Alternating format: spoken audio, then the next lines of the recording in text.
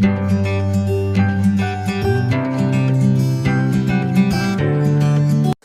हम बनाने वाले हैं अदरक का पेस्ट, लहसुन का पेस्ट और मिक्स अदरक लहसुन का पेस्ट। ऐसी ही स्वादिष्ट रेसिपी की वीडियोस के लिए मेरे चैनल को सब्सक्राइब कीजिए और बेल आइकॉन को ज़रूर प्रेस कीजिए। तो सबसे पहले अदरक का पेस्ट बनाने के लिए मैंने 150 ग्राम अदरक लिए। इसे हम छील लेंगे अच्छे से और छीलने के बाद हम इसे एक मिक्सर जार के अंदर डाल देंगे। उसके बाद हम इसमें डाल देंगे 2 चम्मच नमक। नमक प्रिजर्वेटिव का काम करेगा। फिर हम इसे ढक्कन लगा के इसका एक अच्छा सा पेस्ट बना लेंगे। हमें पेस्ट बनाते वक्त इसमें बिल्कुल भी पानी नहीं डालना है।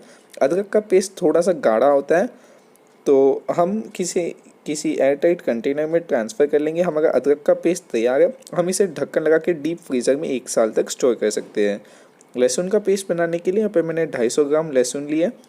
इसे भी हम छील लेंगे और फिर इसे भी किसी मिक्सर जार में डाल देंगे। फिर हम इसमें 3 चम्मच नमक डालेंगे क्योंकि लहसुन में पानी ज़्यादा होता है। फिर इसे ढक्कन लगा के पेस्ट बना लेंगे।